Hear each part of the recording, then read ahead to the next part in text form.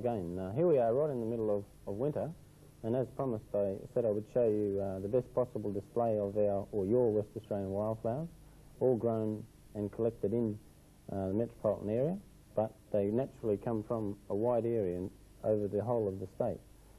And each program I've tried to give varieties for everybody, some in limestone, sand, and some of the country ladies said that they've been neglected in the clay areas, so I've tried to pick some for those too.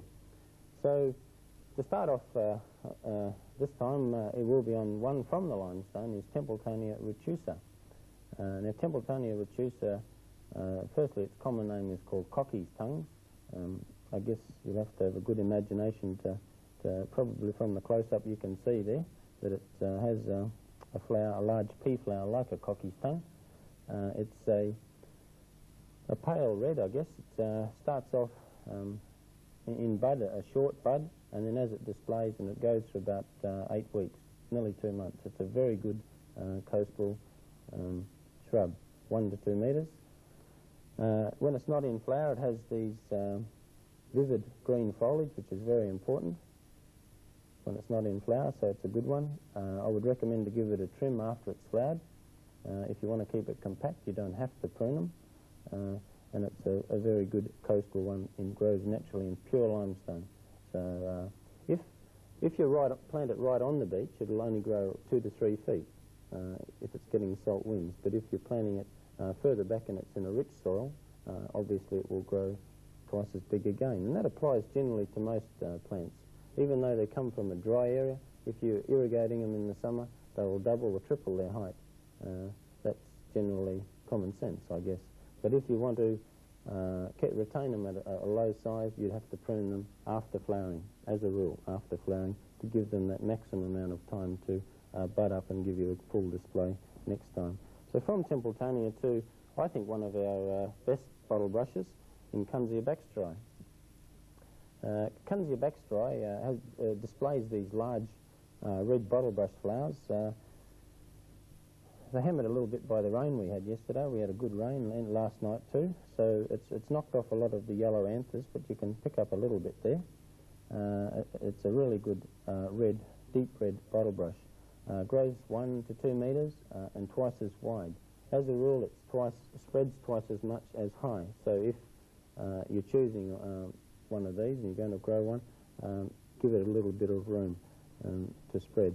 Now, it'll grow in all soil types, especially heavy soils, right throughout the state. I've seen it in pretty well all areas. Clay, gravel, grow in wet situations, and very dry. If you're in a clay situation where it's very wet in the winter and goes very dry in the summer, the Kunzeas are very good. And I've got another one next month to show you, Kunzea pulcala. But starting back to Kunzea Baxteri, when it isn't in flower, I definitely would trim off the flowers or the old seeds. There's no point in growing them from seed, I don't think, because they take about 3 to 5 years to flower. If you grow them from cuttings, you'll get a display like that the year after you plant it. So a very rewarding little brush. And when it's not in flower, it's got these dainty little green foliage, erica type foliage, vivid green, and it's a little beauty. That's Kunzea Baxteri. They all will take a general fertiliser if you want to speed them up in the first year. Probably something like Osmocote would be a balance, but if you're in the country and you've got a little bit of super or something like that, a sprinkling of a very light sprinkle wouldn't hurt most of them. So that's that one. And while I'm on the talking about them, is when you're planting them, I was very surprised to think when I spoke down at Jerramungup last month that a lot of the ladies haven't been planting these because they said that their husbands, the good old farmers, won't dig these big holes. Well, you don't need to dig a great big hole. If you're in clay, just dig a little hole, pop them in, as small as possible, and get them away. Don't wait forever to get a great big soil preparation. If you dig a great big hole, you're going to a lot of waste of time. You're making the situation too happy. If you just dig a little hole, if you're in clay, it'll be happy. It's got to be happy in clay. If you're in sand, it's got to be happy in sand. So don't make the situation too happy for it. You'll find that once they get established, they'll be happy in whichever soil type you have. So just go to it. And Don't miss a year. Plant a few every year, and you'll be rewarded with a display like that. Now, as I said, it's a good idea to pick 3 different foliage types and 3 different flower types, and you can go right through the garden like that. And most of them would vase pick as well. Now, this next one is Thryptomene saxicola. It's a dainty little Thryptomene. Vase picks very well. It's a very pale pink flower, but it's a very good one. And that would be the most common of the Thryptomenes, Thryptomene saxicola. Has been grown throughout the trade as Payne's hybrid, but it isn't a hybrid. It's a West Australian species that grows naturally right through the south coast, and it's correctly named Thryptomene saxicola, collected by Payne. So that would probably be on the label. And just to show you a couple more Thryptomenes, I think one of the nicest and most dainty of these Thryptomenes would be denticulata, and I thought I'd put them together there so show you the different colours. Now, Thryptomene denticulata is a more compact little plant and more dainty. The branches grow horizontal, and there's not a lot more you can say about it. It grows to about 1 metre by 1 metre, and a very dainty, deep pink. So it's a very versatile one again. It grows naturally in the Geraldton region, in that sort of hungry sort of gravel area, but it does extremely well in our Perth sand, and again displaying the versatile ability of our plants. And the third one probably would be a more open flower in Thryptomene hypohytis. It's hypohytis. It's a little bit harder to pronounce, but again, it's a very good little Thryptomene. A little bit more open than the others, and grows a little bit taller. So there's a range of the pinks, 3 different shades of pink, and entirely different in their growth. And like all of our plants, as I mentioned, the bottle brushes, there's a bigger range. There's a lot more species. Don't just stop at the ones I'm showing you. I'm just hoping that these will get you going so you can go on to others. There are white Thryptomenes. There are even some a lot of varieties move into a deep pink to red. So that should be sufficient on the Thryptomenes. The only thing that I can add to those from the Thryptomenes would be that they're very low shrubs. Use them as a ground cover and plant them right next to your taller shrubs so that you've got them coming through, right through. Yes, treat them as a ground cover. A ground cover is a plant that covers the ground, so a low spreading shrub is a ground cover. Don't be restricted to the carpet type plants. So, enough for that, and now on to, as I said previously, I will show you a big genus of plants every time, and today we're going to talk about the Hakeas, and show you the diversity of our Hakeas and the diversity of all our flowers. Firstly, Hakea bucculenta is commonly called the grass-leafed Hakea, but the next one after is also a grass leaf, so they have varying type grass leaf. It's an orange to a pale red flower, sometimes called a bottle brush type. Grows naturally in the northern areas up to Geraldton, a little bit inland, a bit drier, Malawa. In those areas, it's a very good winter one. Flower starts flowering now and goes for 2 months, nearly 3 months. Incredible range of flowering. Probably there's buds forming on this one here, and it'll go for nearly 4 months there. So that's Hakea bucculenta, very upright, attractive Hakea. I have had it on before, so there it is again. Now, probably the most spectacular Hakea would be Hakea francissiana. In some of the early books it's called Hakea multilineata. But you can see there it has a similar type grass leaf with these long raceme, almost bottle brush type flowers. And this one is an intense pink. It's a really good one. And if you've got colour television, you can really see the beauty of the flowers there. That's Hakea francissiana. As in Hakea bucculenta, as in all Hakeas, they are woody and they grow upright. So don't be dismayed by it. If you think that they're a little bit woody, you can nip them back. Take the last 12 inches or so back after they flower, and it can tighten them up a little. But better still, plant something underneath them, and you'll find that that'll complement them even more. So that's Hakea francissiana. Now I'll just leave that one there to show you the one that was called Hakea multilineata. It's similar in foliage, similar in flowers, but it only has the short tuffy racemes. It doesn't have the very long ones like the previous one I just showed. So this is Hakea multilineata. It's equally as nice a shrub, quite a compact growing foliage type, and a little bit open woody.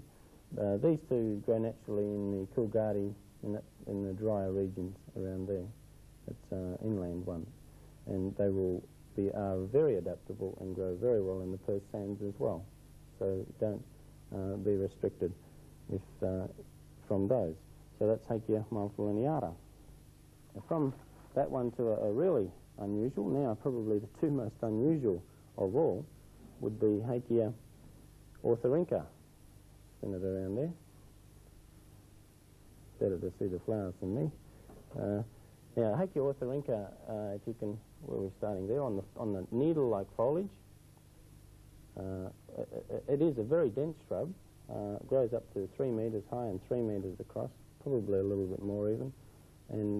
And every year it displays these Hakea flowers, and they even look a little bit like a grevillea, unless you know botanically the difference, on the old wood. And it almost looks like it's on fire. It's an incredible plant, and that's Hakea orthoryncha. Comes again from a dry region. Its common name, I think, is a birdbeak Hakea. I don't know if you can see the flower there. It looks like a birdbeak, very much like a birdbeak, displaying the old fruits there, or seeds. And at a later program we'll talk about germinating them, Hakeas and all seeds. So that's Hakea orthoryncha. I'll just leave that one there. Now on to a really unusual one again, is Hakea victoriae, or the royal Hakea. A lot of people would know this Hakea. In the wildflower books, it's always displayed very prominently in all the glossy wildflower books. And a lot of people, it's a little bit of a myth about it, that it won't grow or will not do well in the Perth or in the metropolitan area. So I just thought I'd talk a little briefly about that. And firstly, to show you the flowers of it, it isn't the flowers that are the main feature of it. You can see there the tiny little white flowers are borne on the stems of the wood, so you can't see them as the foliage is wrapped right around each other. So you can see the flowers there. That's in Hakea victoriae. So just to the royal Hakea, just to show you the variegation of it, the natural variegation of it. It starts off in its first year with the foliage in the first year is a whitish green in the centre. This is the beauty of it. The whitish in the first year. In the second year it moves into, changes to ages to a orange, pale orange. And in the third year, if you can see it there, or you can see a good shot of it, it goes into a deep orange. So you've got the pale yellow to deep yellow to a deep orange in its third year.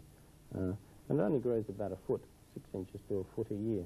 And that's the different colour variegations. And to a lot of people, they don't think of other plants other than the normal variegations. There are natural variegations, like so. Now, it grows best in a heavier soil. So probably if you're in a clay, or as it comes from the Geralmungup region, it's a little bit colder and a little bit heavier. Some places it's sand over clay, over gravel. So if you're in gravel, it does better. But it will definitely grow in Perth, but you probably wouldn't get quite as much colour. So it is definitely worth growing in Hakea victoriae.